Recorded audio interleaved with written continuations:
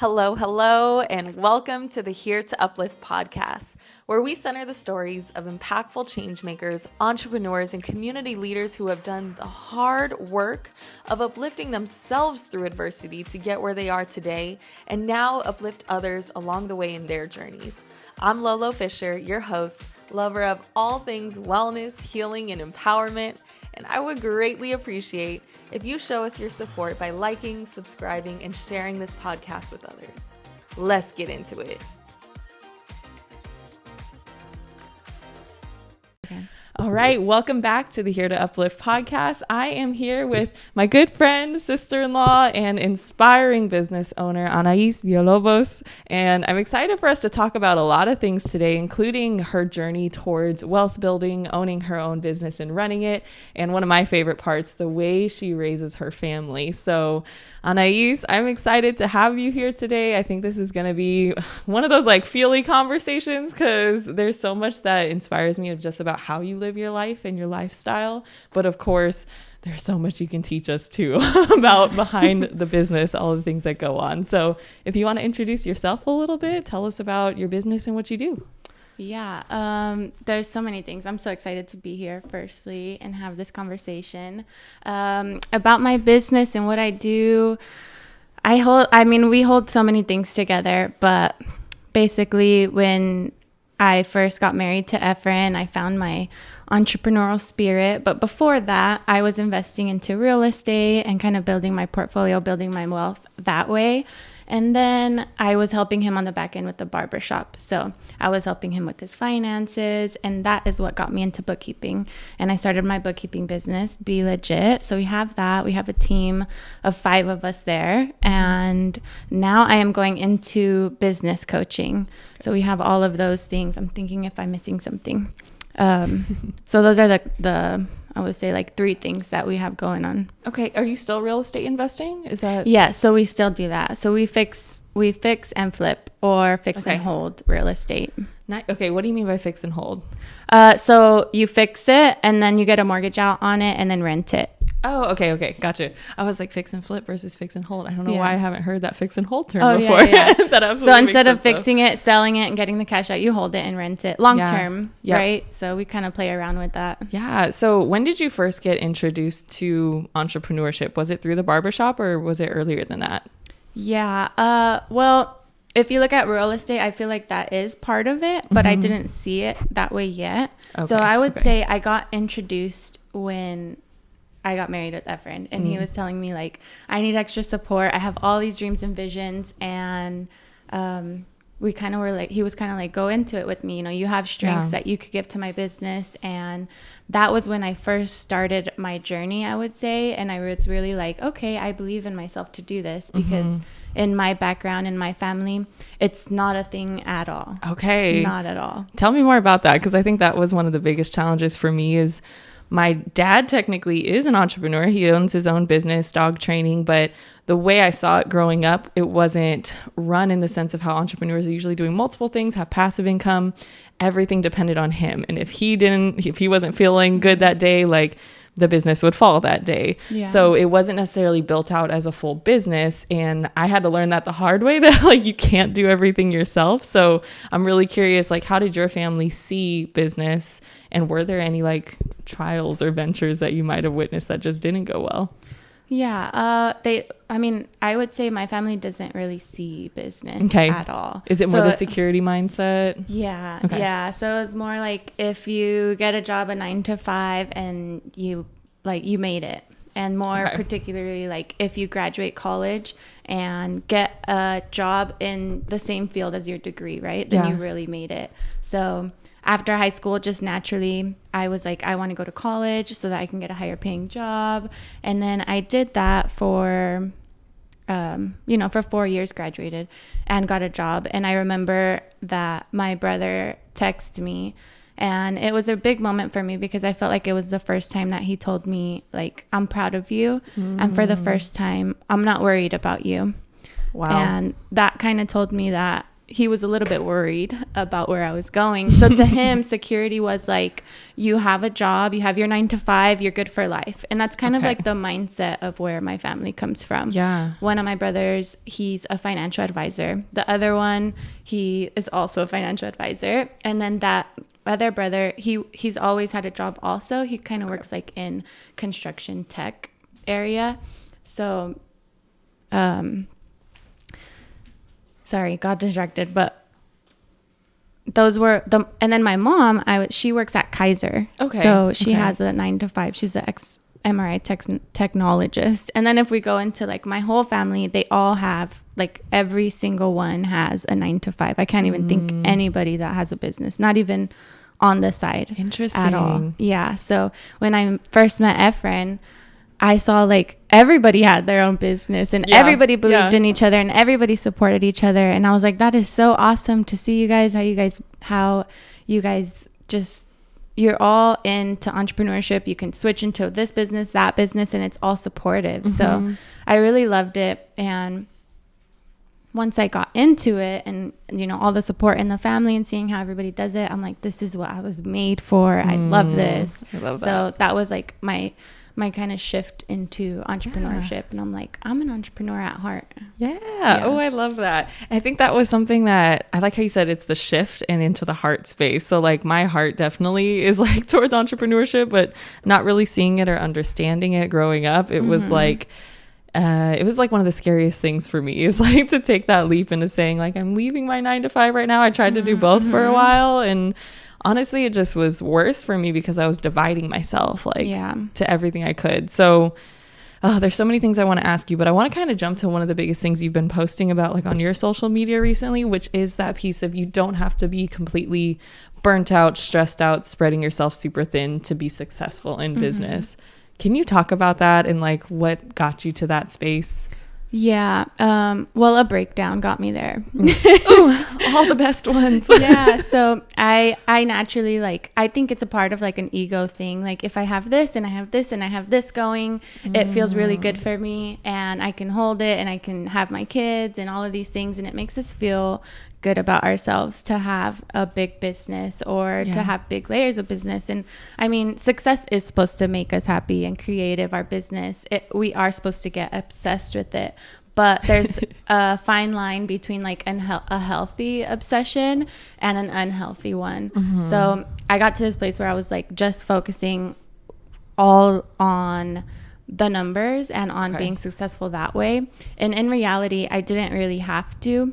And when I was focusing on one of my business, like just trying to get the numbers up, I was falling behind in all the other areas, which is really what made the whole empire run. Yeah. So I realized after I was like, I would say like I was kind of forgetting to take care of myself and how important that was going to be to run the entire empire. Yeah. And I started falling into like a depression for the first time. And for me, that's kind of big because I've always been like super happy, super like I didn't even know it was like really abnormal. Understand. Yeah. I couldn't really relate when someone would tell me they were depressed. I'm like, how does that feel? What do you mean?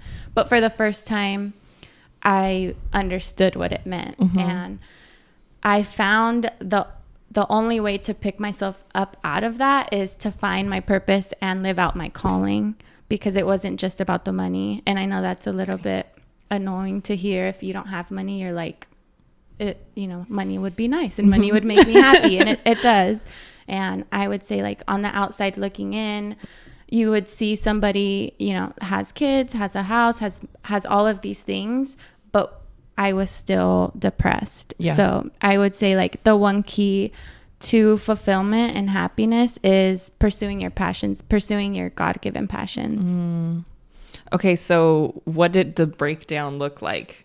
The breakdown. Yeah. Well, for me, I've been very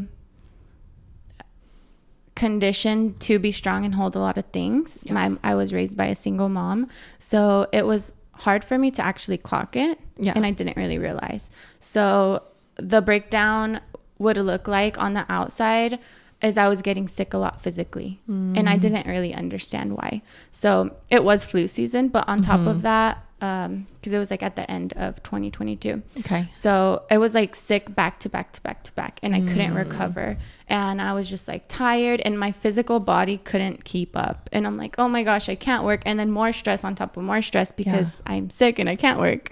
And I would say also like wanting to sleep in and hard to get out of bed. So like before, when I could wake up at 5 or 6, like nothing. Now it's like 8 a.m. I hear my kids on the baby monitor and I don't want to get up, and I'm not excited for the day. I'm just like dragging out of bed.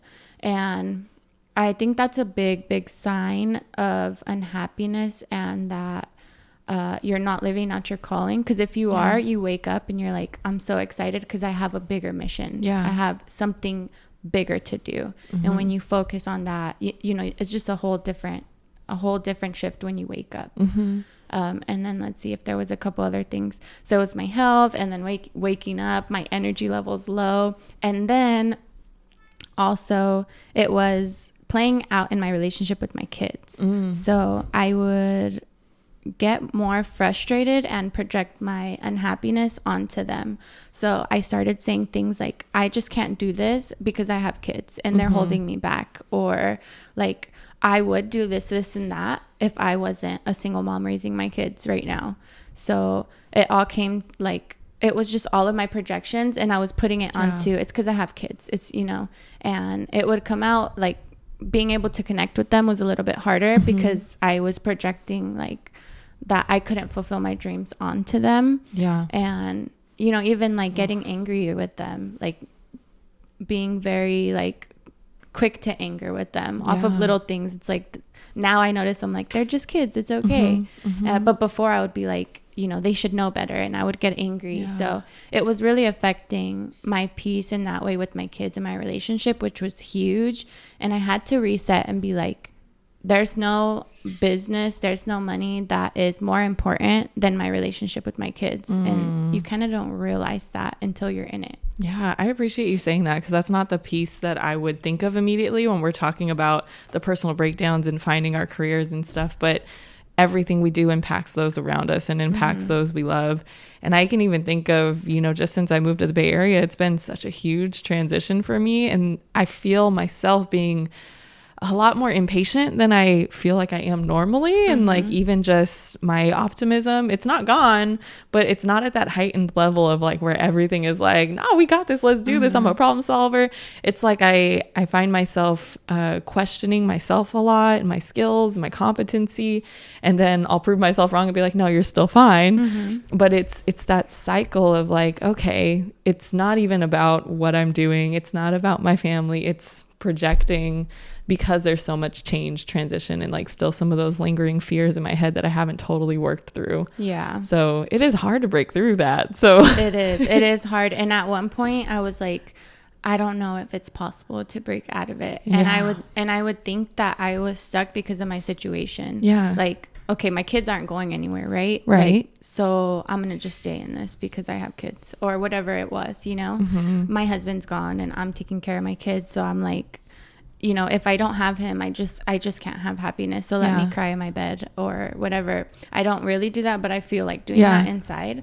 And it's really like getting out of that and realizing that you have the power in your situation. It's not because of your situation. Even a single mom that has their kids all day and, you know, morning to night, 13-hour shifts. Even moms that have that, they can pursue their dreams. They could be excited for life and have that. So it's about like taking control of your mind and realizing that it's not the situation that you're in, and it's not your environment. It's really you being able to shift and create your life, which I believe everybody has the power to do. Okay. I have multiple questions on how we got to the breakthrough, but first I realize we're talking a little bit about amidst this breakdown, like not having husband with you at the time and what that looks like. So obviously I know context, but can you provide some context of what you mean by being a single mother for a period of time? Yes. So my husband has struggled with health issues, particularly addiction. And we made the decision together that it was affecting everything. Like, you know, it was affecting our family, it was affecting our relationship, and we kept trying little programs here and there, and we would try to convince ourselves like it's not that serious, you know, we can keep going. But it really came down to the fact of like his livelihood. Our whole family was at stake, and on top of that, we couldn't hold big business while he was going through that. So we made the decision for him to go to rehab for a year. It's a Christian life school / rehab. And so we are 10 months into that, but just him being away for that period of time has put me into single mom mode for this whole year. And at first it was that mindset, and why leading up to the breakdown of like, I can't do this, because it was never part of the plan. It was always like me and my husband, we got this together. And then all of a sudden I shifted into, you're a single mom and you take care of all of the businesses. And I was just like, I was so overwhelmed. I was like, I just can't do this. I have to drop something. I have to drop some things. I can't do it all. But it was really just my mindset and being overwhelmed, being in an unhealthy space. And I think like little by little things were trickling or like falling apart. And I couldn't figure out how to have everything. So, so my husband is away. He has been there for 10 months, and I've been single parenting our kids and our other babies, which are our businesses. I love that. Yeah. So, I mean, something you built together as partners, multiple things you built together as partners, like all being on your plate and pretty suddenly, right? Was that decision? Oh, I kind of was carrying it already because he was in and out while he was physically there. So honestly, it was more of it's more of, I say a lot, like in your business and finding happiness, the personal things that are going on behind the scenes majorly affect your business. Absolutely. Your emotional load, energy, capacity, like... Oh, I think that's like the biggest thing I'm learning right now is I'm not learning necessarily because I learned it a long time ago, but relearning. It never goes away.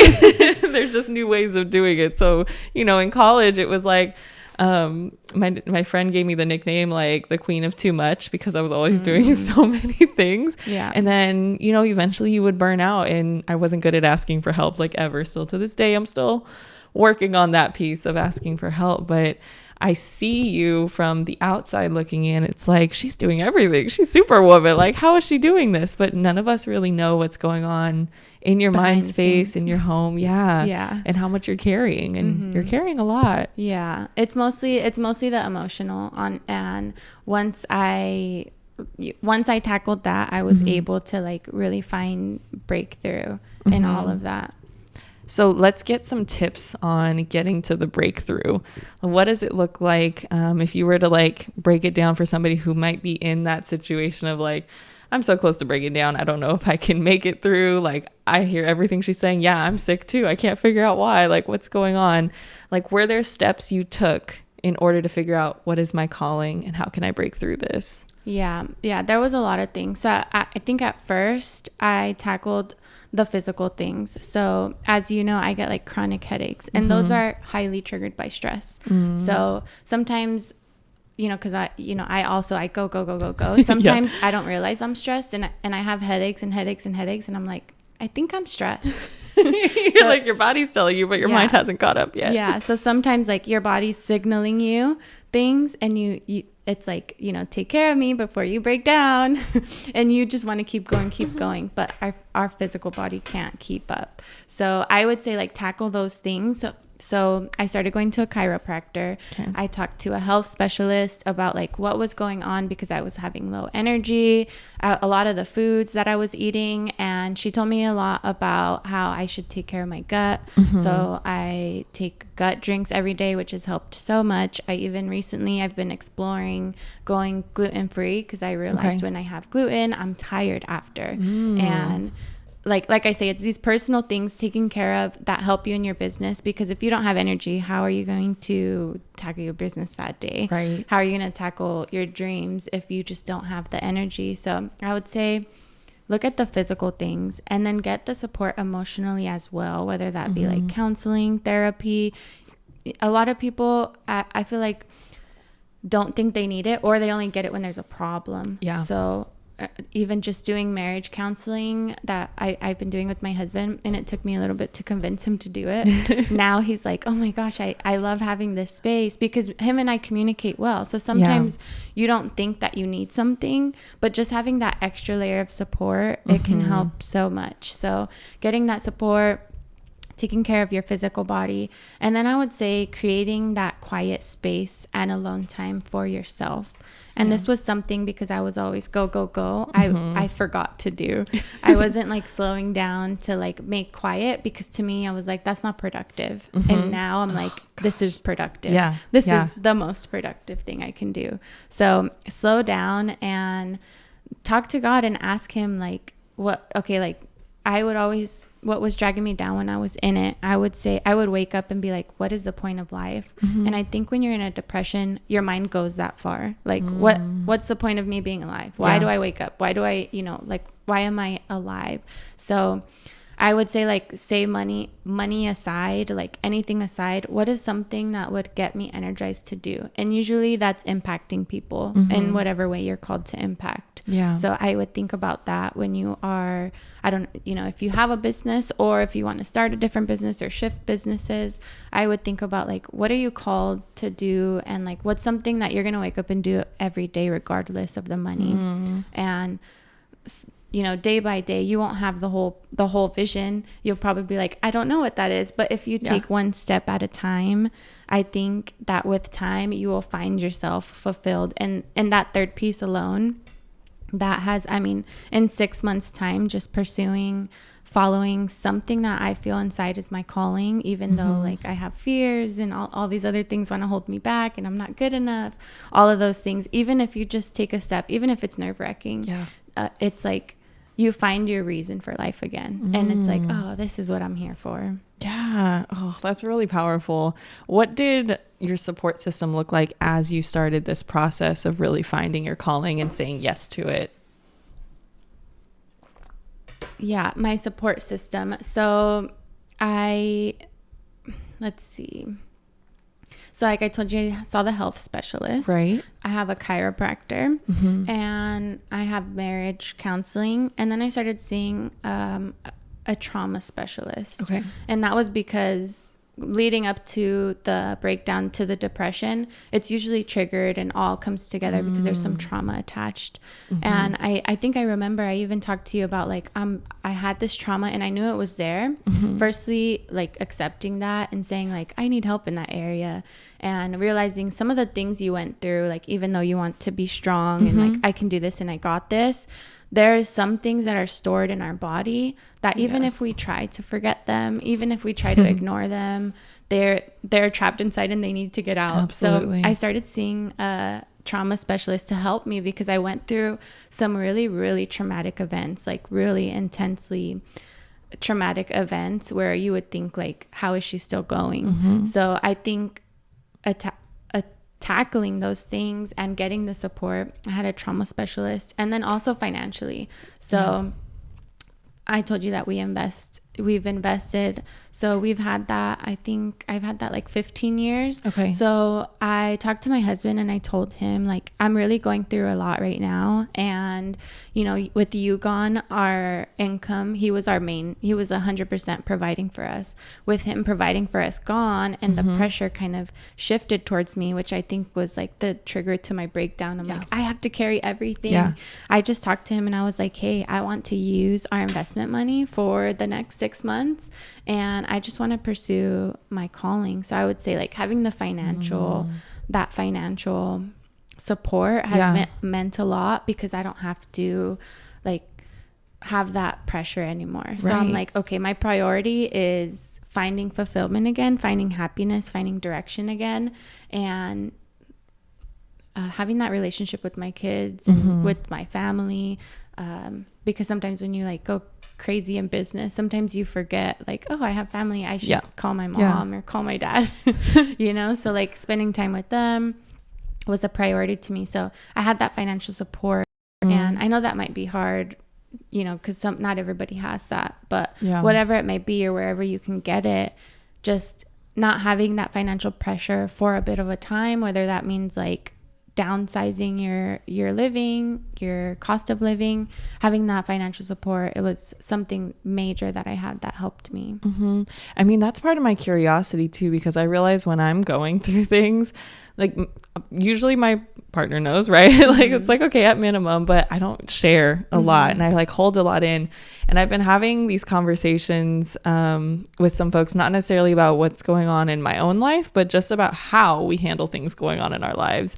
And I know I'll just say a lot of like cultures of color in general. But like I know for Black culture and a lot of Hispanic cultures that it's like what happens in the house stays in the house, or like when you're handling something, you work it out with your spouse and you figure that out for your family, but you don't share your business widely. Yeah.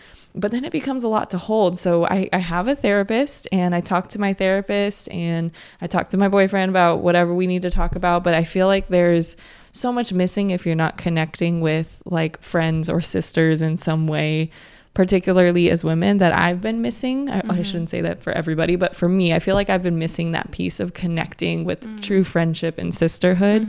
But I still have this block inside of like not wanting to share anything that could be considered negative. Yeah. And I think there's pieces of it that it's like, okay, if I were to share something that's really challenging going on in my family right now, then that could be attached to my kids, or it could be attached to my partner, and I don't want that to come back to hurt somebody, and like ever have a bad reputation. Then there's another piece of it if it's like almost like admitting weakness or failure when something's like not going right in my business, or hey, I need help with this. Usually I'm a lot better about like, I'm kind of transparent. Here's what I did wrong in my business. Here's what I need help on.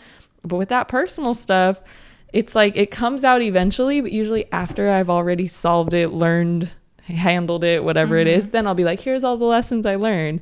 But in that moment, I'm like missing that community piece. So yeah, more just out of curiosity, like, did other people know you were having this breakdown in the moment? Or were people seeing it? Did you get support from like family and friends in that way outside of the resources you went to? Actually, no. And I don't actually recommend being that vulnerable with people because, well, there's a couple of things. Yeah, tell me why. The people like, to me, I'm like, okay, nobody knows, even people that I live with, if I'm breaking down. And that's because like I hold up the show for everybody. So if I need support, and I mean, there's people looking up to me, I don't want to show them the breakdown while it's happening. I want to show them after, like you said, like, okay, this is what I've learned. Because oftentimes when we're in the middle of it, all the pieces haven't come together yet. So I don't really have any productive advice to give them. Right. And usually like that's what other people are in my life for, to see how I did things and how I run things. So it wouldn't actually be productive to share that at the time that it's going, and only like my therapist will know, or anybody like my pastor that is giving me support. And even then, sometimes my pastor would tell me like, why didn't you tell me what you were going through internally? And I was like, well, because I didn't find it productive yet. Yeah. Like, see, this is the struggle though, because how do we get like that support we need if we're not talking about it, or if we're not saying something? Yeah. Well, you are getting the support from the professionalists, and then not just in one area. Yeah. So like I have my marriage counselors, but then I also have my business coach. True. And then I also have, like I said, the trauma specialist. Multiple places. And something different comes up in all of those conversations. And then my pastor that I'm going to, like, so there's a different texture to all of them, even though it's all my life. But getting like that support is super, super important. And I actually don't let a lot of people into my private space. Yeah. And that's just something that I've learned with experience. It's kind of hard to, well, firstly, you don't know if you should listen to somebody and their advice, because when you're in a low space, everything sounds good. Like you want to try anything. And it's actually not, you can't take advice from anybody. So I wouldn't let people into that space. I would be more protective about it. And even like you said, like you want to protect your kids or your husband. And I value that a lot. I always speak highly of my husband, no matter what he's doing. I'm always speaking highly of my relationship with my kids, because you just don't want to let that, I wouldn't say you would want to let that penetrate you, because I mean, if something's for you, it's going to be for you no matter what. But you also want to protect your empire. So you don't want to let certain people in, because I've seen that people's intentions change when they see you, that you have a lot of things. That's true. That's true. When you're doing well, people want to tear it down. Yeah. Sadly. Even unintentionally, or even if they don't even realize that, like, even if the relationship starts as healthy, sometimes they get closer and closer, they see the things you have, they don't even know that they're jealous, or that they're giving you advice that is the wrong way. So oftentimes, like, you can be best friends with someone and it can happen, and they can project their traumas or their history. They don't even know that they're doing it. They think they're helping you, and if you're in a low space, I would say that's kind of dangerous for you to do, right? You don't know if you should take that advice. So I would say, like, stick to the professionals when you're getting advice from something, and don't share it until after you have some wisdom about it. Yeah. So what does that look like in terms of deciphering when people are sharing advice? Like, let's say on social media, how you're sharing, like, just, hey, here's what I went through, and here's how I got to this point, I should say. Like, how do people know to trust what you're saying? And if they're looking at other folks on social media, if you have any thoughts on that? Yeah, I do. Actually, I used to be somebody where I was looking for the answer. I was looking for, like, tell me what to do and I'm going to go and do it, right? The steps to success. Like, what's the secret? What are the steps? And I'm going to get there strategy wise, right? And you're always looking to, like, they have the answer. They have the answer. They have the answer. And I would say something that my business coach taught me that is, like, the best tool I would give somebody is she always points me back to me and my spirit and what's within. Like, she always points me back to my relationship with God. So I'll ask her, like, do you think I should do this in my business, or should I name it this? And all these things where we start questioning ourselves. And she's like, have you sat with yourself and thought about it and asked God, like, what's the message you're trying to give to me? Right. And it's kind of like, instead of looking to everybody else for the answer, look within and see, like, what really feels good to you. And then also, like, you can seek advice, but have discernment about what the people are saying, because everybody has their own situation. Like, for example, I can give you broad advice, but if I don't know your specific situation, it actually might not be helpful for you, and it might be the opposite of what you should do. So I would say have discernment when you're taking advice. Like, do I feel this in my spirit? Does it feel right? Or am I just trying to solve an answer? And another thing with this is, like, I don't know if you know about energy frequencies, but, like, in the higher frequencies, you want to see, like, if you're making decisions based out of fear, which is lower frequency, or based out of, like, I'm calm, I'm relaxed, and I'm actually, like, I'm excited about this. So kind of seeing, like, where's the energy that you're making those decisions from? You know, maybe if it's causing you to make a decision, like, are you making that decision out of fear? And does what that person's saying to you, does it really align with your values? Or are you just in problem frequency and you're, like, trying to solve a problem? And, like, I don't know, I want to implement anything to figure out anything, you know? So, like, look, is it desperation, or are you like, I really feel that in my spirit? Yeah, I love that. And I think sometimes when we are out of tune or out of alignment with our intuition, with our spirit, with what God's telling us, our whole path can seem muddy, I think is the best way to say it. Like, I think that's where sometimes I've seen the shift on my optimism level when I'm in that higher frequency. It's like everything I'm optimistic about, because I always know that even if I don't know the next step necessarily, I know there's a path for me. And I know I'm, like, trusting that path. Like, my one tattoo it, like, says alignment. It's over my solar plexus. Because when I do feel God speaking to me, I would always get frustrated when I was younger, because I'm like, I don't hear him talking to me. Like, I don't hear an audible voice. People say, like, he talks to them in dreams. I'm like, he's not in my dreams. What's going on? And when I finally was able to tune in, it was all in my, like, solar plexus in my gut. I could feel certain pulls, certain feels inside when I was like, this is for me, or this is not. And I would, like, get that, like, push away, like, this is the door closed. He was talking to me. I just wasn't recognizing it. Yeah. And every time I listened to what this feeling was, I was in alignment, and I felt very clearly in alignment with what he had for me. And anytime I'm not feeling that gut space, it's not necessarily that I'm making a decision out of alignment, but it's that I'm not in tune with him right now. So like, it's more like a holding zone. Like, I feel like I'm in a space where right now in my day to day, there's a lot of things that I think just because so much is changing, it's like I have to keep sitting back because I'm like, okay, I can't make a decision right now because I'm not feeling it. Like in my spirit and my intuition, I'm not feeling a good yes, a good bad, a good no, like whatever. Like I'm not feeling any way.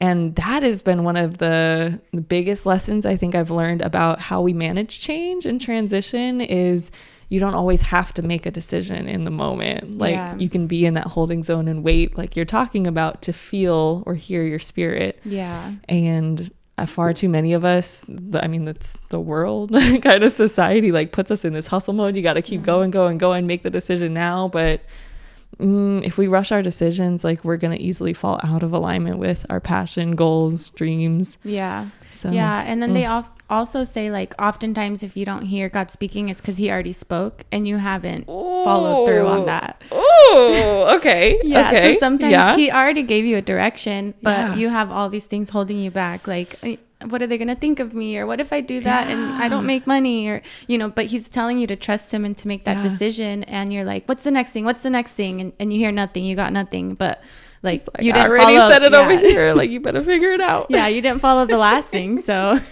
let's work on that first. I like that a lot. Right before we started our podcast today, I was listening to the song Make Room by Jonathan McReynolds.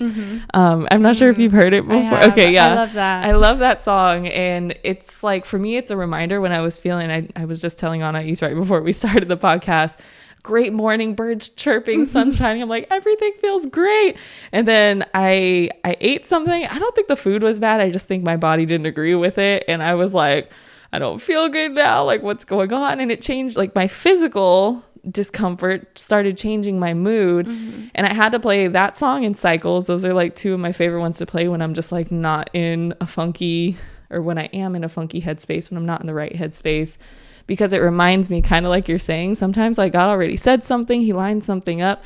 But if we don't make room for things to flow, for opportunities to come, for the answer to be heard, and I think my mind just felt cluttered. Yeah. And I was like, this is a physical feeling, but it's manifesting in my mind space. My mind was not cluttered 2 hours ago. Like, why do I have all these doubts in my mind, negative thoughts? And it's like, let me just stop, make room for God to show me something right now. And I think, like you're saying, a lot of times it's like, go back to what started you off. So this morning you were great. Why? Why? And I was like, oh, well, I started with my memory verses this morning. I started with just gratitude, appreciating the sunshine, thinking about my family. Like, these are the things that ground and center me. So let me go back to that. Yeah.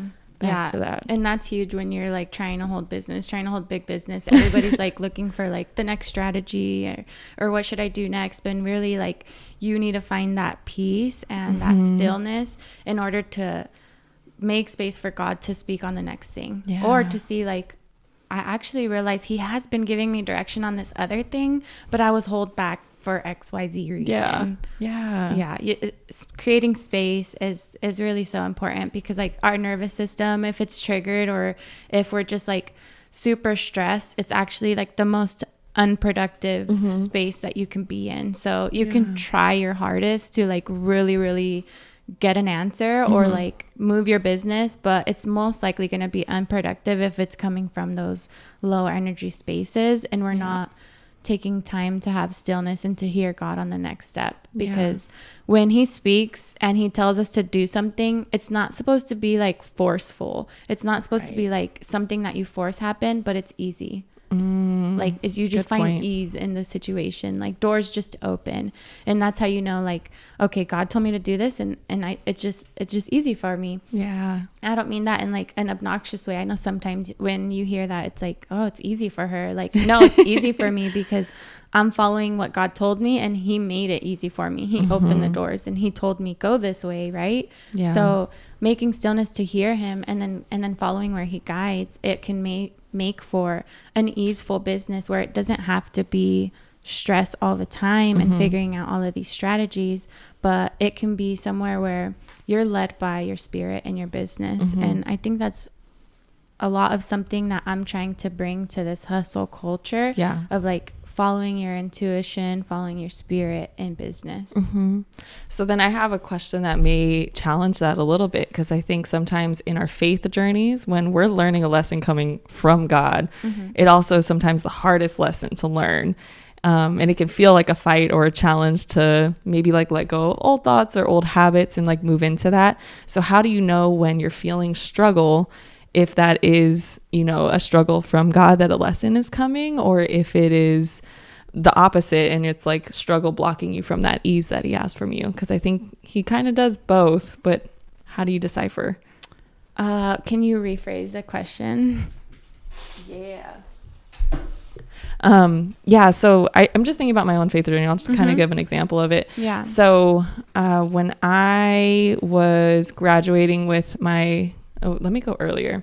When I was in college, my thought was still to own my own dance studio, but I wanted to go the professional route in a sense of dancing for a professional dance company, and potentially, you know, working corporate things like somewhere along that journey. But the goal was be a professional dancer, get the name made, build up funds, and then eventually open up my dance studio.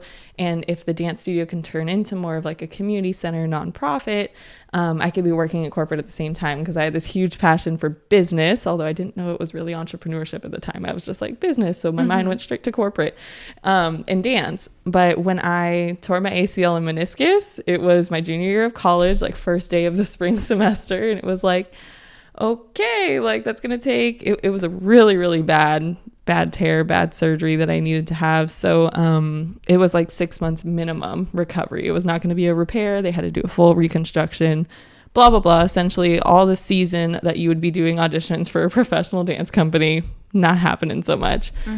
So I had to pivot, and I felt like I was redirected into the journey of higher ed that I took, which brought me so many blessings along the way that I would have never even been interested in had this like injury not happen. And I'm not saying like God caused the injury in any way, but on that journey, it was a struggle to shift my mindset into, I thought this was for me, and what does this mean now for my life that I can't do this thing, at least for this period of time? Like I'm happy I can still dance and move now, but it was like heartbreaking in that time. So I feel like in that moment, it didn't come with ease. Like what I needed to be faithful in was the struggle to get to this new path, to see what other options were out there, like to be willing to say yes to an opportunity that didn't necessarily feel good in the moment because it wasn't what I really wanted or thought was for me. So that's kind of what I mean of like, that was like a struggle path versus how we're talking of ease. Like when I opened my studio now, years fast forward, coming from a place where it's like the situation I'm in, things are not aligning. I'm feeling called to something bigger. I know it. And when I opened the studio, things just kept lining up. My skill sets were just matching what I needed to do. It flowed. So there was this feeling of ease, and I didn't really notice struggle until later in the journey of running the studio. But when it was time to make that decision to do it, there was so much ease. So I guess that's kind of the question. Like sometimes we'll feel struggle with something, or something happens traumatic in our lives. How do we know when that struggle is kind of like, hey, this is a God path, that struggle you have to go through right now because he has something better for you at the end of it, versus, hey, you're struggling and you're getting all that pushback because it's not the right path. I think there's a couple things to it. So like they always say, like you don't know what the journey is going to look like, but we attach ourselves to the journey. So usually God will give us like a bigger vision, or we have a bigger intention, like, you know, like I'm going to impact the world and change the way that they view business. I'm going to teach them to follow their spirit, right? So we have this bigger intention, but I don't know the path that God has me on to get there. But sometimes I feel an idea, and sometimes it's from my own ideas. Like we start to get visions, right? All of us, I feel like everybody gets visions of what the future is going to look like. And we start getting married to the ideas of what are going to get us there. Yeah. But he attachment. he never gave us those steps. He intentionally never gives us the steps. Okay. So I hear you. maybe you thought, like, you have this big vision and this big calling, and it's still probably the same, but you thought that you were going to go through it a certain way. Like, you thought, okay, I'm going to do corporate, I'm going to do this, and I'm going to have my studio, and you had your own plan, right? But it never goes according to plan. But it wasn't his plan. Yeah. So it's kind of saying, like, don't get attached to the steps along the way. Just have this bigger intention and this bigger goal, and you can kind of see, like, okay, is whatever happened to me, is this physical injury, is it going to stop me getting at my goal? No, the goal is still the same. It's just a pivot. It's just a change in a different direction.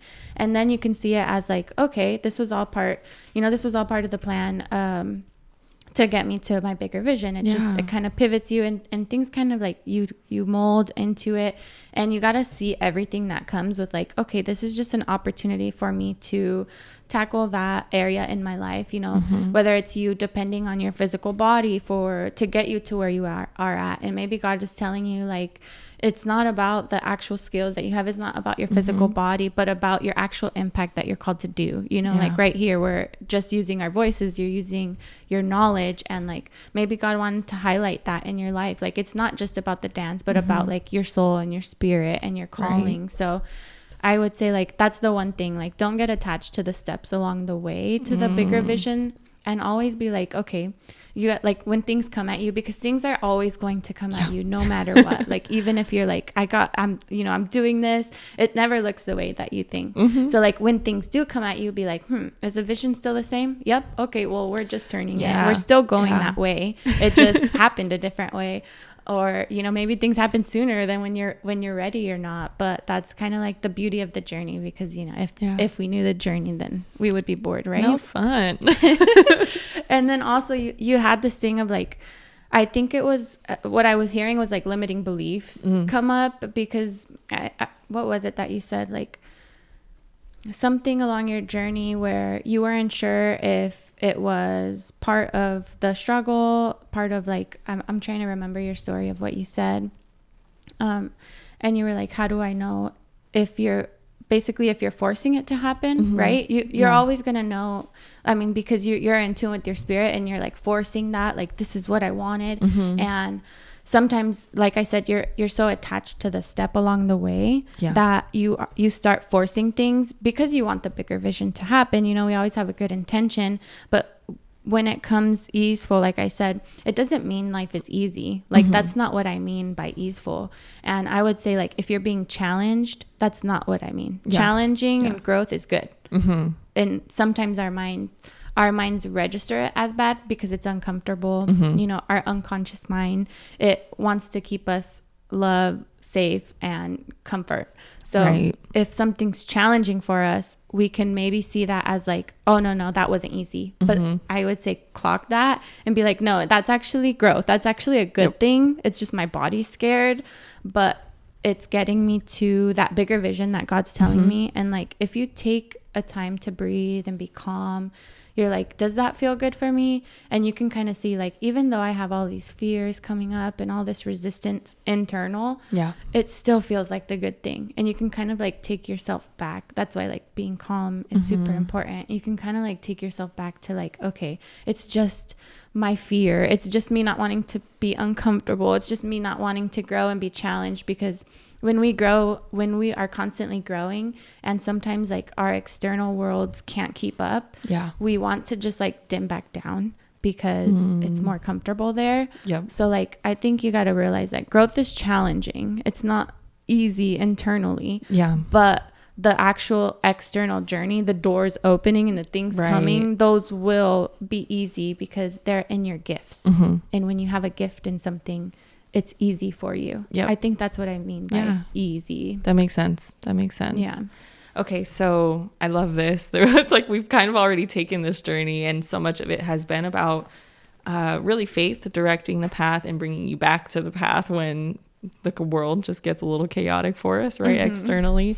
So kind of to bring it to some of the tangible business things, like let's take each sector for a second. So real estate investing.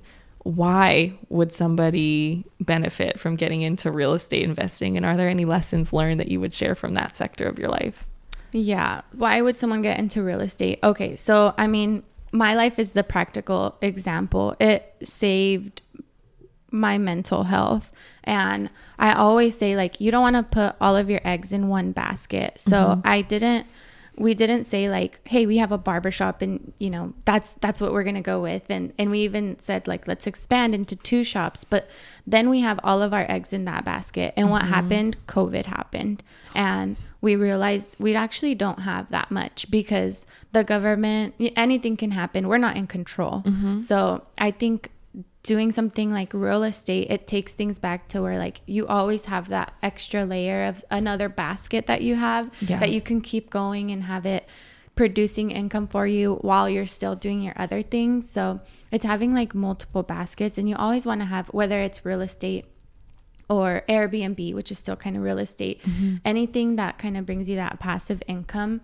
It can mean so much when you need it right now. For example, like it's kind of the same with the life insurance. I would say it's the same topic. You always want to have something that you're investing in, like life insurance, real estate, any of those things, where if a tragedy happens in your life, like a tragedy, I would say happened to me in my husband's situation, you can pause from work or whatever you need to, just like when you get injured, and you can use those funds to get you through the time, you know, because I don't know what I would do if I had to go work 9 to 5 for my family right now. I couldn't embark on this journey of like finding healing from my traumatic experience and finding, you know, my happiness. Right.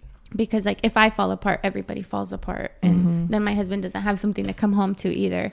So I think having that financial security in an extra basket is always something like, it can mean the world, you know. If you get hurt, your life insurance, it, you know, it can provide for you and your family. That's the point of it. Right. You know, we don't want anything tragic to happen, but sometimes it helps us financially to be able to take care of our emotions, and it gives us that decision of like, now I can take care of that. And I know some people, they tell me like, you know, I wish I could do that. I wish I could take a break off work. And it's really coming back to like, you can do that. You just didn't prioritize having an investment. And you have to prepare for it. Yeah.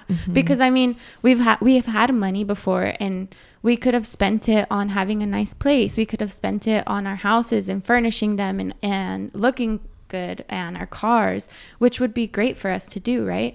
And sometimes we can convince ourselves that we need that to operate our business, but instead we saved it and we invested it, and now it's taking care of my mental health. So you know, if that's you and you're like, you know, I wish I could do that, I wish that I could take a break and take care of myself, you can. It's just like prioritizing having those investments and saving just in case anything does happen, so you have options. Yeah, that makes sense. Absolutely.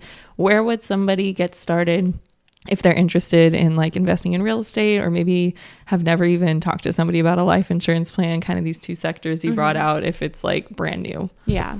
So with the life insurance plan, I would say just go with, you can search it up, or you could ask me. We have a couple people that do life insurance, but the most important thing for the life insurance is that it has cash value. So that's when you can like take it out, and then also has the death benefit. So not only that they cash you out when you die, but also when you get hurt. So there's some policies that allow you to do that, and then some that are just like, no, it's only when you die. So so like living versus death benefits. So it's like preparing for those things, asking questions. Does this have cash value? That's the main thing for the investment side, but then also but not only for investing, but like if I get hurt, if anything were to happen, am I protected? Can I get money out? So you know, if anything happens to you and you're unable to work, you have those options.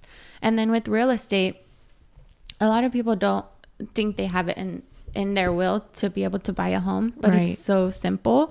And for me, I just went after it. I was like, let me just apply. And they always ask you for 2 years of taxes. And this is why, like, one of the reasons I'm passionate about getting your books done, because some people, they have the money and they've had a business for years, but they didn't do their taxes because they wanted to save money. So they have nothing to show for it.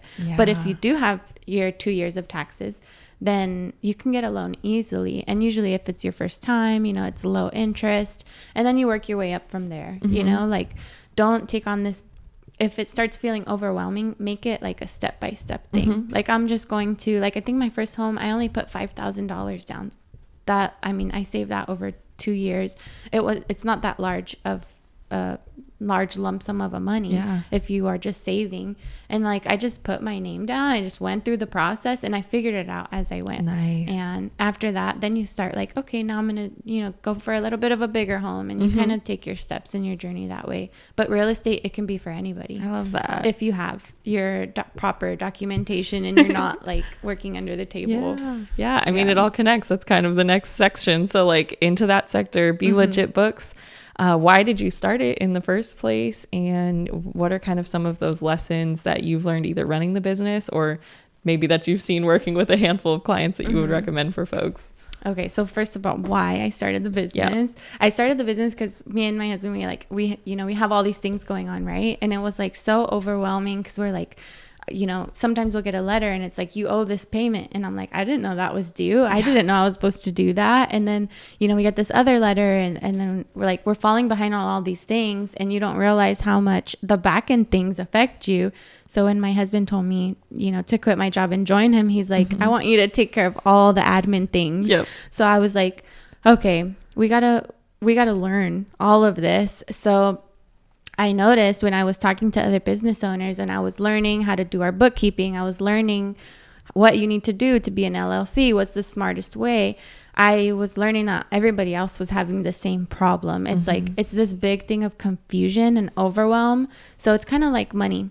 Like it's something, when you don't understand it, you want to avoid it. And the problem just gets worse and worse and you become disempowered. Absolutely. So I was like, this is a huge thing. If we want to reach our dreams and everything that we're called to do, we need to learn this.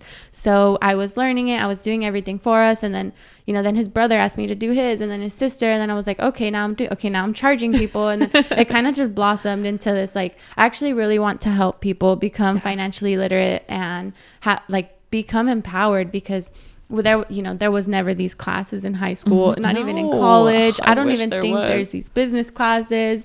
So that's kind of where Be Legit was birthed from. And the name Be Legit, it's like, I want to help you become legitimate so that you can buy that house, so that you can do these investments and show proper documentation, because our parents didn't teach us that. You know, maybe yours did, mine didn't teach me that. And I talked to a lot of people and they're like, how do you do that? And I just kind of wanted to give back to the business owners, and then just like connecting with all the business owners in general has helped me so much. Now I've had my eyes on how so many different businesses run, and I've learned so much from that. That's kind of just been an add-on. That wasn't my intention to like learn so much. I was just trying to like help other people so that they can do their other things in their life. Like I really want to help people build wealth in whichever way it is. Like, you know, get your assets in, get your finances growing. So that was kind of the intention with Be Legit. Yeah, that makes sense. I don't think they can hear that. Hopefully. No, it's not on the outside. Okay. Okay, cool. So then let's say for a business owner right now who does not have a bookkeeper, maybe is thinking about it, do you have like maybe like 3 tips on like what can you start now before you get to your bookkeeper? Yes. So number 1, keep your personal and your business finances separate. Like that. Usually I hear business owners where that's like so difficult, but then when you actually do it, it's not that difficult. Like just have it separate and have all your automatic payments linked to each one. And I think that's a really, really good first step. And then the second step, get QuickBooks, because then it's all, on there. And I think some people like don't really understand the concept of why you need the bookkeeping and how it can help you.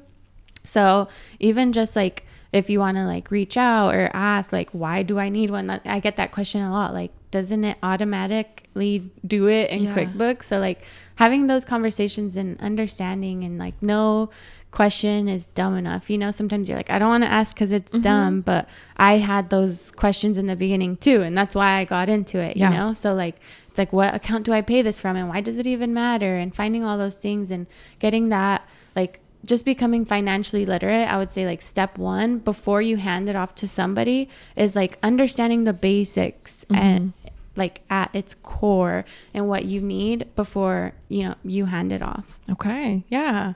So then with this, you're helping a lot of business owners. You've learned a lot from business owners. You have a business coach yourself. What got you into business coaching? So what got me into business coaching is how my coach saved my life and turned my life around, like turned from my depression into the happiest that I've ever been. Wow. And it was only by pursuing my passion. And that's like, because I know it's part of my calling, because when I see business owners stressed and depressed, like I was, and seeing myself get there, and how like, it's just, I feel like kind of been programmed like that's how business is supposed to be. Seeing that like hurts my heart, and I want to help. Right. So like if you have the kind of that thing where you really want to help, like, oh my God, I wish I could just get in your life and help you. Like you can kind of see like everybody has that thing with something. Everyone has that passion. And when you wake up and you're like, I have a bigger task at hand, and you're able to like really dream big, start believing in yourself that you can do it. And having a big part of having a coach is like they remind you of your calling when sometimes day to day, I hear this thing, it's called like the proximity effect. Like you're in your energy every day, so you don't realize how big you are actually. You don't realize how much power you have, because you're like, it's normal. This is normal. This is easy for me. But you don't realize like it's not easy for everybody else. Right. So I think going into business coaching, helping people find that within them, pointing it out within them, calling them higher, reminding them to tap into themselves, and like kind of having a bigger vision. It's something I feel like is my calling and my purpose. Nice. And being able to help other people find their calling and purpose, I was just like, I can do this for the rest of my life. So I, all of my other businesses before came from like how do I monetize it? Yeah. Even with the bookkeeping, I could have just like learned it and then moved on, but it was like, hey, this is a good business model. And I kind of always see that in things like, I could really become a billionaire with that, and that's good. And I'm reading this book where it's like you have your zone of excellence, and it's like those things you're really good at, like you're just excellent at them.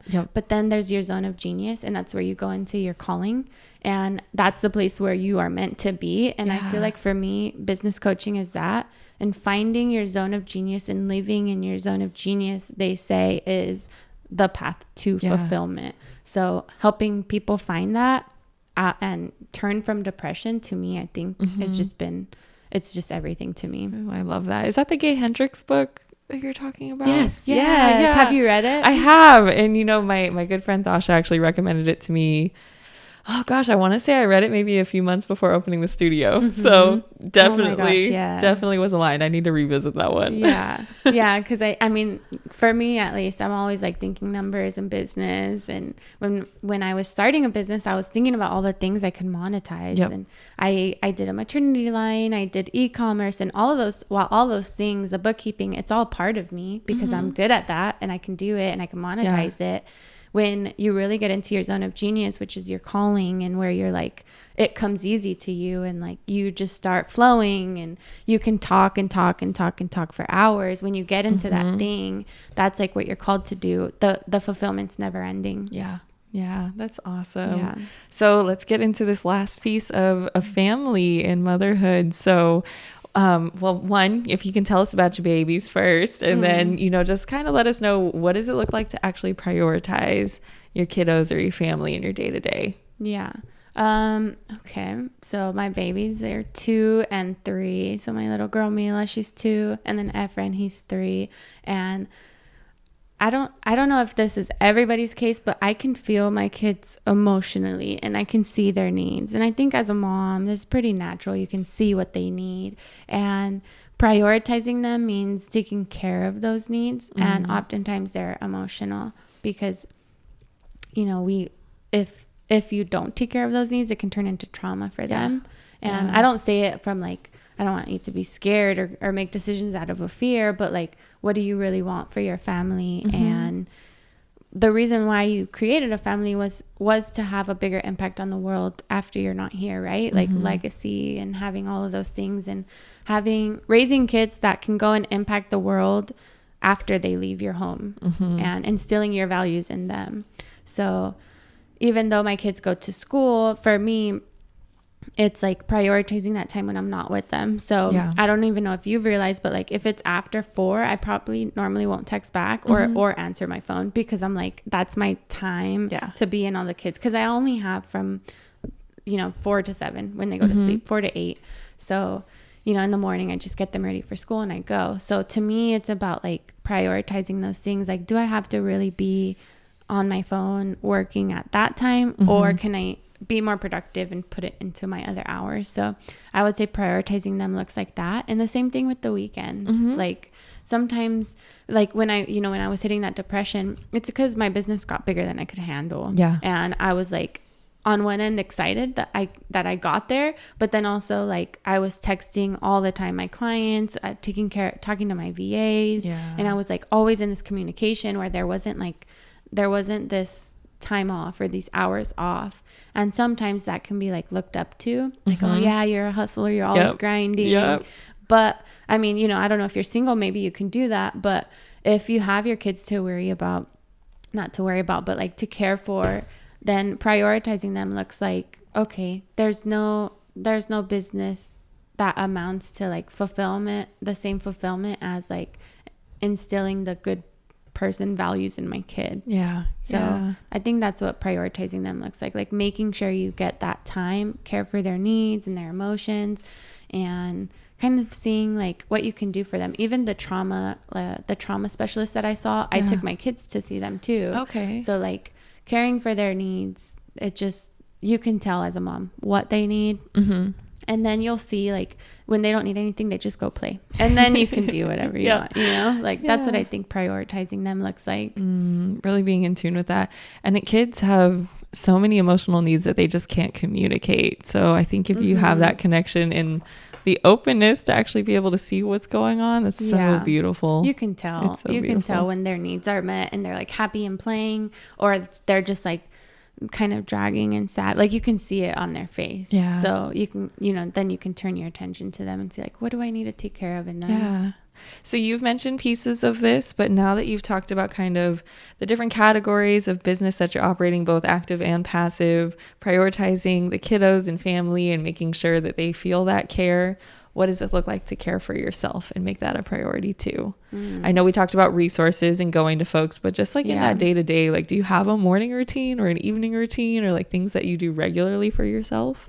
So for me, like part of that is waking up early and getting that time in for myself. And that's my time for stillness, because I notice even if I try to get stillness during work hours, I'm still like a little bit like people can text me, people can call me, and having that time in the morning is a little bit better for me to have.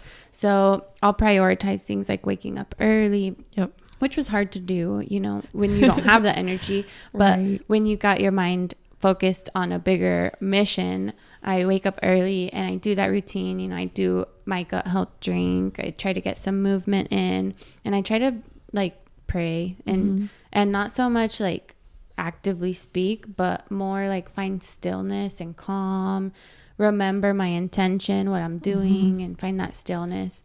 And then taking care of me also is like physically for a woman is like getting your hair done, making sure that I look my best and feel my best, because when, sometimes when you're like work, sometimes I would just like go to Starbucks and just work and be like, I was super productive.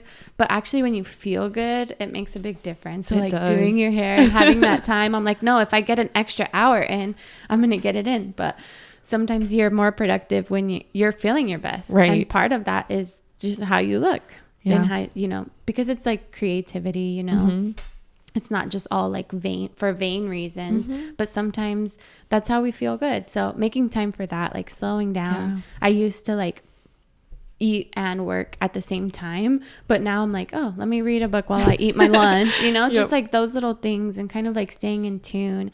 And then sometimes I notice like I told you, your physical body alerts you when something's going on. So I'll kind of be in tune to that. So sometimes if I had something planned, but I like feel something emotional wanting to come out of me, and like I don't just go, I'll make time now so that if that happens, I can slow down. And I can kind of like come back to myself and, okay, let me pause or postpone work for a couple hours and let me go do yoga or something that I feel like takes me back to myself. Because if you look at it and you just go to work instead, it's going to be super unproductive. So like doing that and caring for myself, it looks like that, like making space to listen to my body and what it's saying. And like, while you still want to do the things you have to do and like take care of your stuff, also like make room. Don't like jam pack your schedule. I used to do that. Like I used to jam pack it like this, and then I'm going to do this, and just trying to be super productive. Right. But now I try to leave a lot of space in between, and I found that I'm way more productive that way, because I can tune into my needs and my emotions. I'm able to tap in with my spirit and see like what I really want to do. Yeah, I love that. Well, cool. We're coming kind of to the end of this. So I have like one last question for you. Okay. And it's really just about bringing everything together from, childhood Anais to current Anais, and just all that you've taught us right now about business and family and faith. There's so many lessons we can obviously learn and like pick apart in pieces, but is there one or two things maybe that you would want to communicate to somebody who is like watching this, listening, and is like, I want to be on that level. I want to get to that place where I am operating with ease, with peace, in my faith zone, in my zone of genius. And maybe there's just like this huge gap of like, how do I get from where I am now to there? Like, what would that one big piece of advice be? I would say to know that you have the power to change your life. And sometimes we don't think we can because of our situation or something that we came from. But you have the power. If you really put your mind to it, you can create the life that you want. And that's not just something fluffy that people say. You can literally step by step create the life that you want. And oftentimes we don't want to make that too big. Like I said earlier, like we want to make those small steps, but looking at like your future self and saying like, what does the higher version of me act like? If I were to, if I had a bigger business than I have now, how would I respond to these situations? Would I ignore those conversations with my spouse, or would I handle that in a way where like, okay, we need to have that conversation. So like it happens day by day. Like you can literally live it out today. You have control of your life and of your situation. So like, don't let those thoughts creep in, or those like that negativity, like you are not good enough, or like maybe somebody else can have that, but you can't. It's not meant for you, or like she has it good because she already did this. But it's like realizing that you can take matters into your own hands, like believe in yourself, and anything that all of it that you set your mind to, you can achieve all of it, especially if you are tuning in with God for it. He's going to make the path. And even like oftentimes it's bigger than ourselves because we see the bigger vision, right? He gives us like the end vision, and you're like, I don't know how I'm going to get there. And it's just kind of like taking step by step and reacting out of like a conscious state and not reacting from your fears. Right. Oh, I love that. Yeah. Well, thank you so much for everything you've shared. I really appreciate I cannot believe this was your first podcast at all. It was. You've shared so many good things. So thank you. Thank you for having me. The last piece is just tell folks where they can connect with you or find you. Oh, okay. Well, you can connect with me on my Instagram. My handle is at Anais Villalobos. I have my business coaching on there, and then I also have a link to my bookkeeping business. And then for my bookkeeping, I have bookkeeping services, and then I also have a financial literacy course that I recently came out with, and that's available to everybody that just wants to do what I mentioned earlier, which is like find the basics, like become financially literate before you hand that off to a bookkeeper or to a professional. So Instagram is probably the best way to get a hold of me. I also have Facebook. And if you have any questions, DM me. Yay, I love it. And we'll make sure to link all those things in the description as well. But that's it. Thank you. Thanks for having me. Cheers. Water-ish, tea-ish. Cheers.